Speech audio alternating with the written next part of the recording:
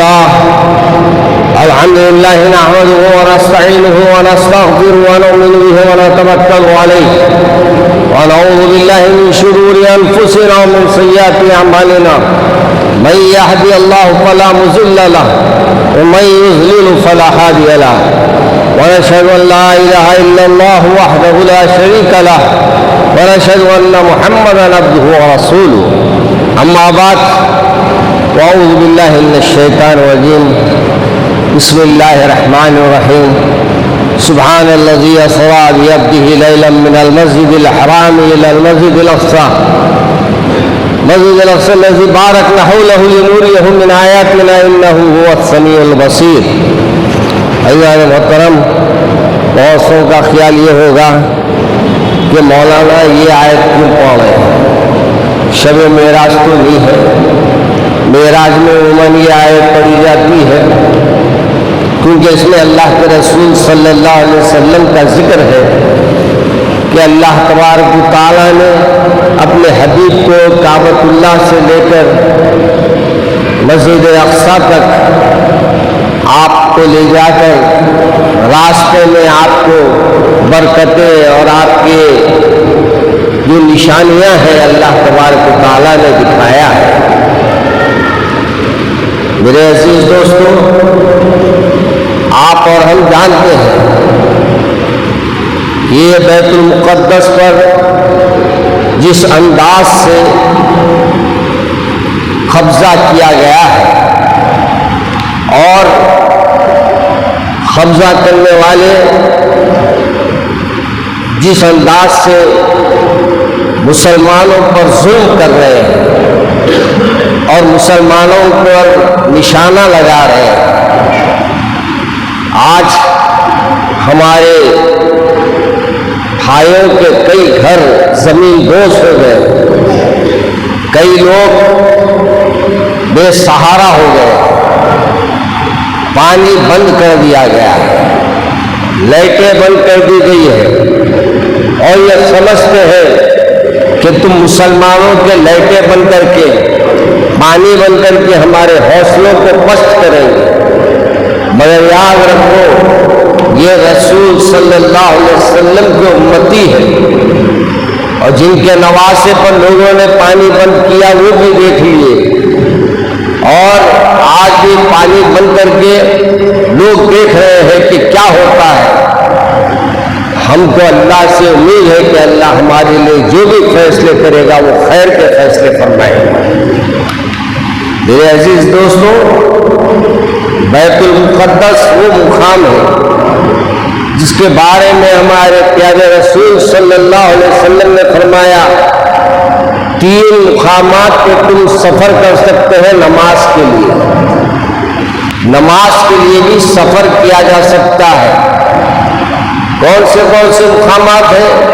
ایک بیت المقدس ہے اور ایک مدینہ منورہ ہے اور ایک مسجد حرام یعنی کعبۃ اللہ ہے. یہ 3 مقامات کو آپ نماز کی نیت سے جا سکتے ہیں اور یہ بھی وہ مقام ہے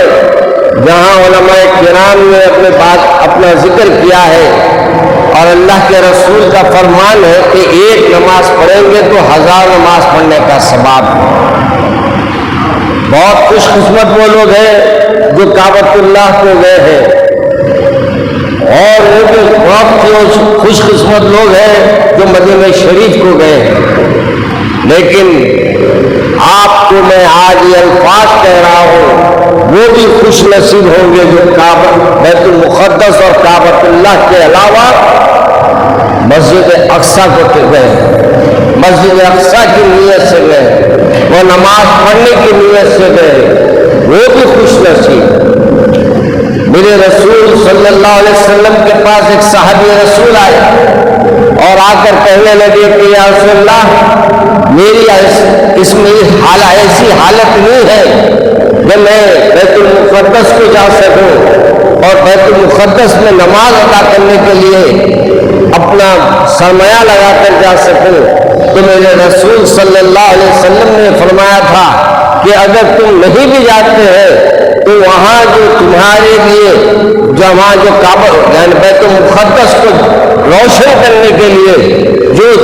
چراغ وہاں رکھا گیا ہے اس چراغ کے لیے اپنے قیمت تیل کی ادا کر دو، تیل ڈالنے کے لیے وہاں کے پیسے روانہ کر دو تاکہ تمہاری حاضری ہو نہ ہو لیکن تمہارے نام کسی روشن ہو جائے اور وہ مسجد اللہ تبارک و تعالی آپ کو مجھے موقع دیا ہے اس کے لیے دعائیں کرنے کا، حفاظت کرنے کا، اور اس مسجد بیت المقدس کا وہ مقام اور مرتبہ ہے کہ اللہ تبارک و تعالیٰ کے بہت سے پیغمبر حضرت کئی نام اس میں آتے ہیں جس میں زکریا علیہ السلام بھی آتے ہیں، سلیمان علیہ السلام بھی آتے ہیں اور دیگر پیغمبر بھی آتے ہیں۔ وہ سبھی وہاں اللہ تبارک و تعالیٰ کے پسندیدہ مقام کہا جاتا ہے۔ اور آپ کو معلوم سب سے بڑی بات یہ ہے وہ مقام ایسا مقام ہے جہاں تمام پیغمبروں کی امامت کی ہے میرے رسول صلی اللہ علیہ وسلم۔ تمام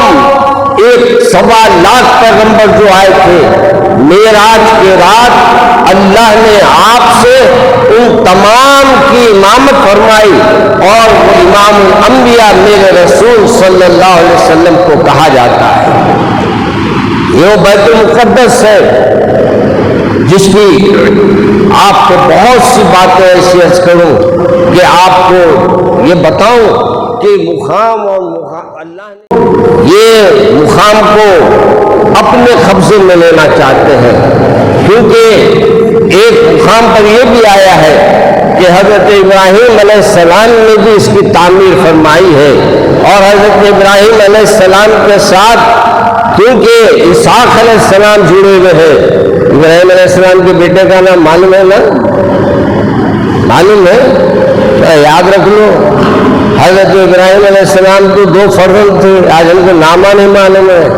ایک حضرت اسحاق علیہ السلام اور ایک اسماعیل علیہ السلام۔ حضرت اسحاق علیہ السلام سے جو نسل نکلی وہ یہود و نصارہ ہے، اور میرے سرکار کے یعنی میرے سرکار کی جو جس سے نسبت ہے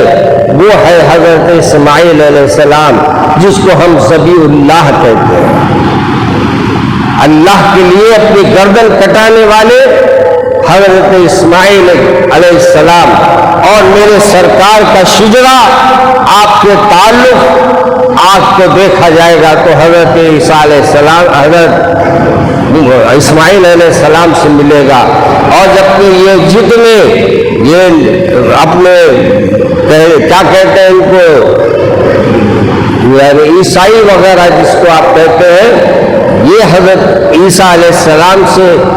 اور حضرت اسحاق علیہ السلام کی نسل سے آئے ہیں، اور یہ عیسیٰ علیہ السلام کے دین پر قائم نہیں رہے، یہ عیسیٰ علیہ السلام کی کتاب پر قائم نہیں رہے، بلکہ انہوں نے کتاب کو بدل ڈالا، کتاب کو ہی ختم کر ڈالا، اور کتاب کو اپنی مرضی کے مطابق اس کے چیپٹرز کو ختم کر دے گئے۔ اگر یہ موضوع پہ آؤ تو بہت سے باتیں ہیں، کیونکہ میرے پاس 3 بائبل ہے، جو پہلی بائبل ہے وہ بھی میرے پاس موجود ہے، جو 20 سال پہلے نکلی وہ بھی بائبل موجود ہے، موجودہ حالات کی بھی بائبل موجود ہے میرے پاس۔ ہر ایک میں اپنے لحاظ سے انہوں نے چیپٹروں کو غائب کر دیا، مگر الحمدللہ ثم الحمدللہ کہ آج ایک کتاب کی اللہ نے حفاظت کا جو وعدہ فرمایا تھا آج دنیا کے کسی کونے میں چلی جائے وہ کتاب ہمارے پاس آج بھی محفوظ ہے۔ ایک زیر اور زبر کا اس میں فرق ہے، ایک لفظ کا فرق نہیں ہے، ایک نقطے کا فرق نہیں ہے، بلکہ اللہ تبارک و تعالیٰ نے اس کتاب کو ایسی حفاظت فرمائی کہ ابھی ہمارے صاحبزادے نے جیسا فرمایا کہ اللہ نے ہزاروں سیروں میں اس کو اتار دیا، اور ہزاروں سیروں میں آج وہ کتابیں موجود ہیں۔ اگر کوئی بدلنا چاہتا ہے تو بھی بدلنے کے لیے اس کے لیے کوئی موقع نہیں ہے، کوئی وقت نہیں ہے اس کے پاس۔ میرے عزیز دوستو، آج اس بیت المقدس کے پاس آج ہمارے کو یہ طاقتیں جو دین سے نفرت کرتی ہے، جو محمد عربی صلی اللہ علیہ وسلم کے بارے میں ان کے خیالات اور ان کے دماغ بالکل کام نہیں کرتے، آج وہ ہمارے ان لوگوں پر جو نہتے ہیں جن کے ہاتھوں میں نہ ہتھیار ہے، نہ کوئی ان کے سامنے کوئی بات ایسی ہے، نہ ان کے پاس بندوق ہے نہ توپ ہے، لیکن افسوس آج چینلوں والے چلا رہے ہیں دہشت گرد۔ ارے میں اپنے شہر کو بچاؤں، اگر میں اپنے ملک کو بچاؤں تو کیا میں دہشت گرد ہو جاؤں گا؟ آج ہم بھی اپنے ملک کو اپنا ملک سمجھتے ہیں، اگر اس ملک پہ بھی اگر کوئی دوسرا نظر ڈالتا ہے برداشت نہیں کر سکتے۔ وہ بھی عربوں کا ملک ہے، وہ بھی فلسطین کے لوگوں کا ملک ہے، اور وہاں یہ کچھ لوگوں نے مل کر پہلے ان لوگوں کو یہودیوں کو جمانے کی کوشش کی، اور وہ جمنے کے بعد اپنے پر پھیلانا شروع کیا، اور ایسے پر پھیلائے، ایسے حماقتیں کرنے لگے، اور ان کا ساتھ دینے والے وہ تمام لوگ ہیں جو اسلام سے محبت نہیں رکھتے، اسلام سے نفرت رکھتے ہیں۔ مگر یہاں یہ بھی بات کہتے ہوئے مجھے افسوس ہوتا ہے کہ آج ہمارے 56 ممالک ہیں۔ کتنے ممالک ہیں؟ 56 ممالک ہیں، 56، لیکن افسوس سب بزدل ہے، سب ناکارہ ہے، اپنے عیش و آرام میں انہوں نے سب بھول گیا۔ ان کو اللہ نے ملک کو دیا ہے، اپنے لیے اپنے ملک کی حفاظت کر لیتے ہیں،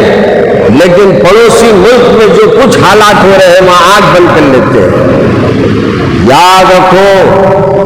اگر تم ابھی بھی اللہ کے طرف رجوع نہ ہو جائے اور اللہ کے طرف اپنے آپ کو کوشش نہ کرے کہ اللہ کے